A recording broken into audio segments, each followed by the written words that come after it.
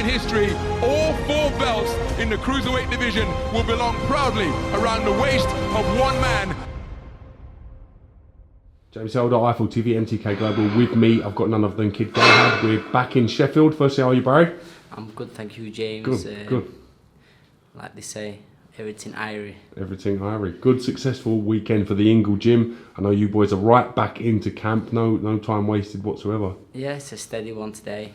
You know, nothing too heavy. Just a nice light session, and just keeping ticking over.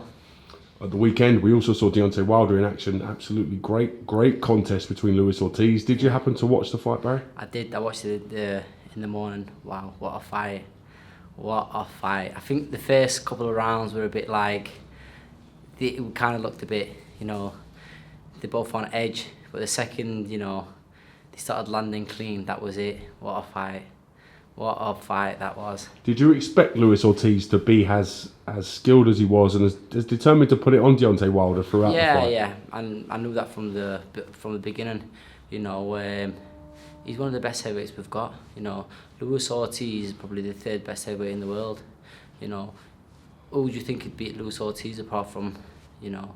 It's a great question. I would like to see him in with some of the top British guys as well. Let's see him against, you know, AJ.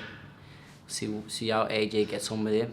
You know, it'll be a tough fight. Do you know what I mean? And listen, whatever fight he's in, it's going to be exciting because he comes to fight. What do you make of Deontay Wilder's power, especially the equaliser he has in the right hand?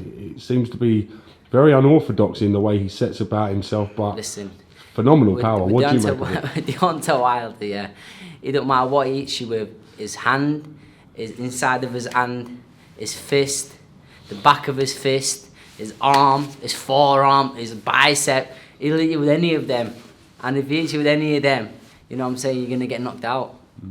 And especially that right hand, if he lands you with any of that, this whole right arm, if he lands his right arm on you, you're getting knocked out. In your opinion, who's the biggest puncher in heavyweight boxing at the moment? But the thing is, it's different power. You know, AJ's clinical. AJ's clean cut. You know, and even there's that Australian kid. What's his name? The Australian kid. You do with the Australian kid. Heavyweight. Yeah. Be Lucas Brown. Lucas Brown can bang, and Putsinov can. The other one, the Russian kid, can bang.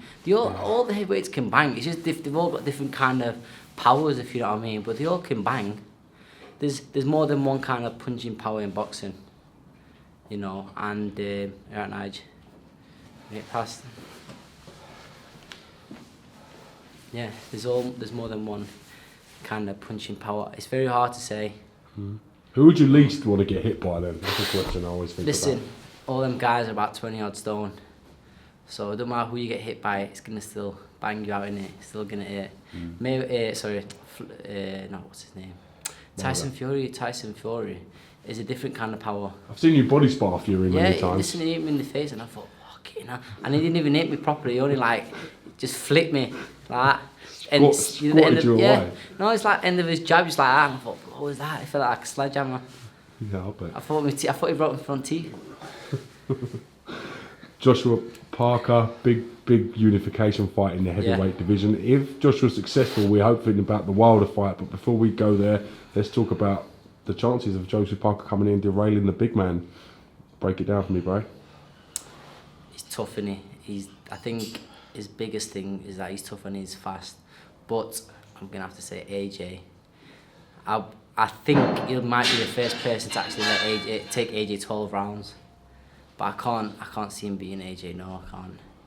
But this is heavyweight boxing, and one punch can change everything, can't it? Do you think AJ's the face of boxing now? Do you feel he's become the most prominent figure in heavyweight boxing? In British, yeah. In the British scene, of course he is.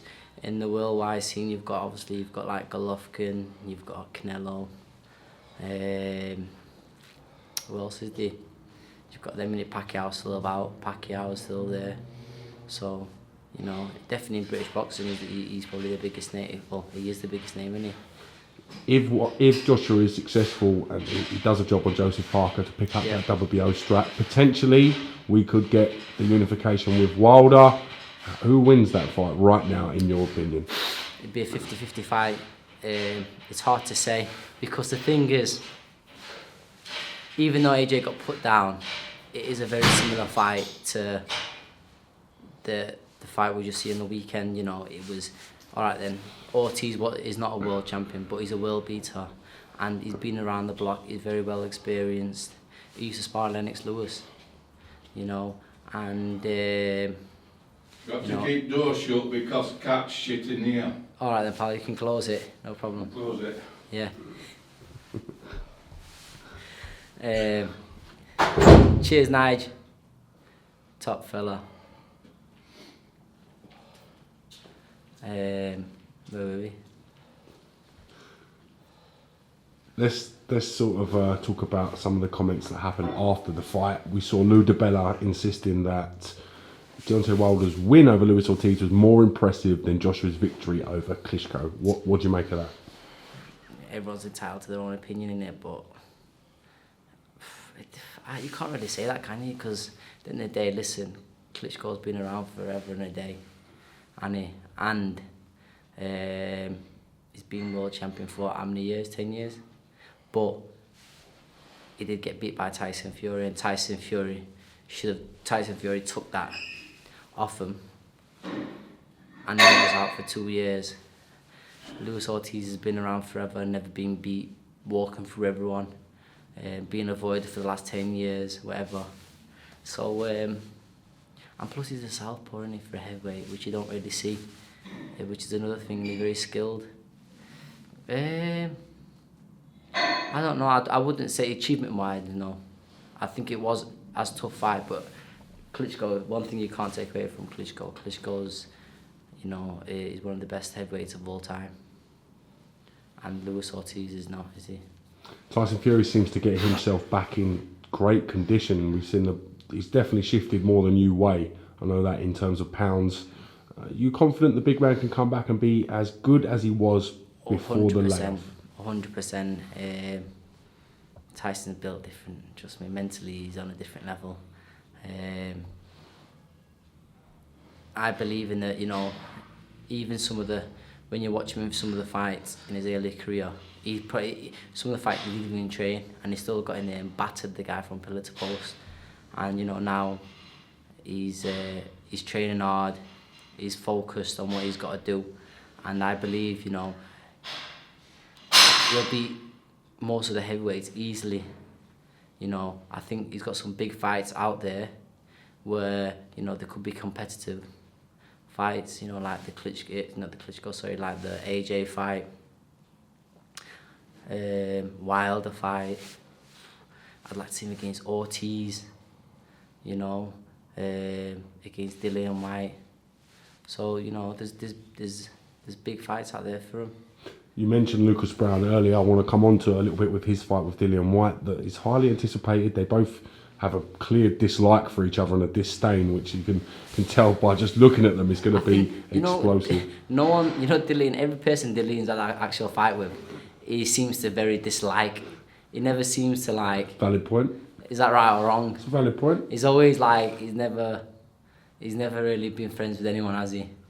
It's a good fight, that, you know. It'll be an exciting fight. Dillian can fight. Australian kid can fight. So it's going to be definitely, you know, exciting. It's going to be definitely an exciting fight. We know Lucas Browne can punch. That late stoppage in the 10th round against Ruslan Shagayev pulled out the bag. In Russia. He pulled it out of the bag. He was 10-1 or 9-1 just to win that fight. So it goes to show he is not to be sort of underestimated. You can't underestimate him. He's tough, he's strong, and he can bang. I don't think Dillian will underestimate him. He might say things about him, but I know Dillian won't underestimate him. It'll be an exciting fight. Dillian's very unorthodox. He's got very long arms. He can punch. So, you know, it'll be an exciting fight, and he comes to fight, doesn't he? What have you made of the emergence of the new show Ringside? We saw the first episode aired a little while back.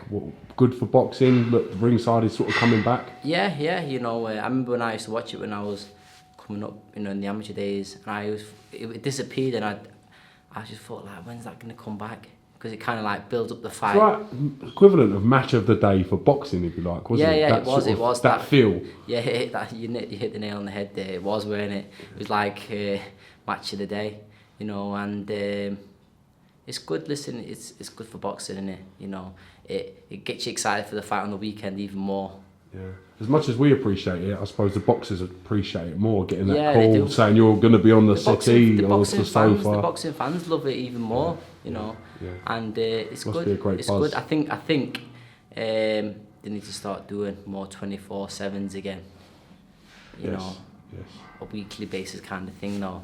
Do you think it should be only on big fights, or do you think they should take a look into fighters that maybe don't get the spotlight shined them as much as, say, some of the other fighters? And you know, some of the most interesting characters you can find be at the mid to sort of area level. Yeah, listen, you need to, if they want to sell, they're gonna have to find out the characters, aren't they? Because being a character sells, doesn't it? And some of these top level, obviously boxers or athletes, they're a bit boring, aren't they? You know, you can get some of the ones who are a bit lower level, and I'm telling you now, you're definitely paid to watch the show. What have you made of Billy Joe Saunders' sort of epic trolling of David Lemieux since their fight? They've had some back and forth. What have you made of that situation? David's just like get over it. You know, he's a bit like bitter, and he got battered, got beat from pillar to post. You might as well just get over it, you know. And like he's always looking for an excuse. And Billy's in his head, isn't he? Billy's got him, hasn't he? Do you think he makes it worse by biting to the comments that Billy writes to him? Yeah, I don't think David will be the same again. No, 'cause I look at it like Lemieux's probably got about 25,000 followers. Yeah. He'll put out a tweet, he'll get a certain amount of interactions probably. Billy Joe Saunders then tweets him. He's probably, Twitter goes mad for 2 days. He's probably sitting there pulling his absolute hair out. Listen, he won't be sleeping for 2 days straight when Billy puts them replies back. But it's how he is, and he's really sick. Even when we're out there, and like, even when Billy just come across, it was like boiling his skin. You know, they actually barred little Stevie from the fight. He weren't allowed to go nowhere near his dad in the fight. He weren't allowed to go nowhere near anybody in the weigh-in. Yeah, I think it was probably just a Little Stephen got precautionary into his thing. head. Yeah, I think it was just a precautionary thing, as we've seen sort of certain things at sort of at weigh-ins. He's a bit of an inspiration to Billy Joe, shall we say? All you've got to just say, listen, your kid does this, we'll fine him. If your kid does anything, we'll fine him, and trust me, he won't be doing that. But obviously he didn't, and Stephen got in his head, didn't he? Little Steve got in former world champion's head. Imagine don't that. underestimate An 8-year-old Steve, that's all I'm kid gonna got say. into a 28-year-old guy's head. Do not underestimate that boy. I know, bloody hell. Do not underestimate him. What's the news going forward for yourself then? When can we anticipate the kid Galahad back in the ring? Hopefully June. Hopefully get this final eliminator out of the way. And see who it is.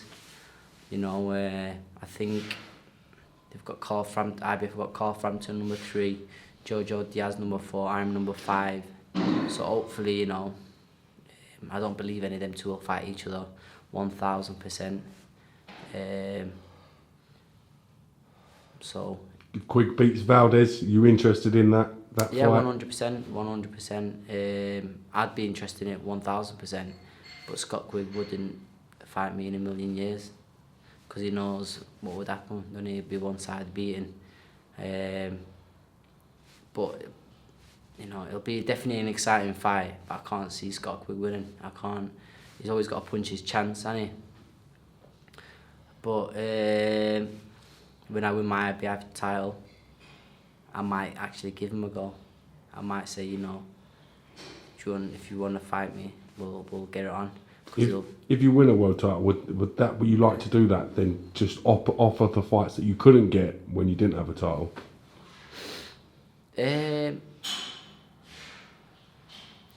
Yeah, I would offer them the fights. I would definitely offer them the fights just for the fight fans. That's all. You know, and what I'd actually do, I'd seriously beat him up bad for taking the piss all over these years. Can't wait. Kid Galahad, thank you very much for giving me some time today. Great to get you back on IFL TV. No problem. And great to see you back in the gym after an emphatic No victory. problem. You know Thank you, me, I'm champ. always in here. Thank you, champ. I'll catch you soon. In history, all 4 belts in the cruiserweight division will belong proudly around the waist of one man.